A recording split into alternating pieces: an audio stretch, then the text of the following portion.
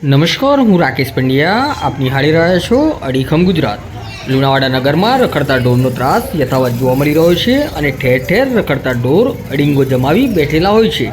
શહેરના હાઈવે માર્ગથી લઈ બજાર સહિત વિવિધ વિસ્તાર અને સોસાયટી ફળિયા તમામ જગ્યાએ રખડતા ઢોરના ત્રાસથી સ્થાનિકો પરેશાન થઈ ચૂક્યા છે. અવારનવાર શહેરમાં ઢોર બાખડવાની ઘટના સામે આવે છે, જેમાં આજુબાજુમાં પાર્ક કરેલા વાહનોથી લઈ માલ સામાનને નુકસાન પહોંચે છે.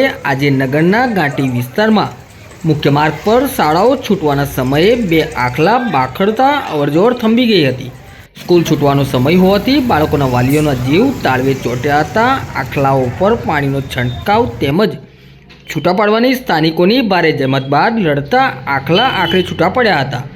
લુણાવાડામાં આ પહેલો બનાવ નથી. અગાઉ પણ આવા કેટલાય બનાવ બની ચૂક્યા છે. નગરમાં અગાઉ પણ રખડતા ઢોરના હુમલાની અનેક ઘટનાઓ બનેલી છે, જેમાં રખડતા ઢોરના કારણે પસાર થતા રાહદારીઓને ગંભીર ઈજાઓ પહોંચી છે.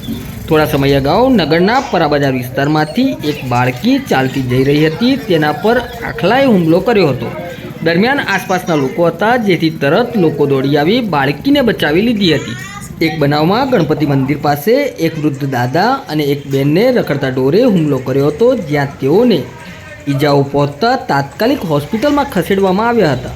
અન્ય એક બનાવમાં નગરપાલિકા રોડ પર આવેલી જૂની પોસ્ટ ઓફિસ સામે એક વૃદ્ધને આખલાએ ઉછાળીને નીચે ફેંકી દીધા હતા, જેઓને પણ ગંભીર ઈજાઓ પહોંચી હતી. ત્યારે શહેરમાં વધતા જતા રખડતા ઢોરના ત્રાસના કારણે હવે લોકો પરેશાન બન્યા છે. આ ત્રાસની કાયમી નિકાલ માટેની માંગ ઉઠવા પામી છે.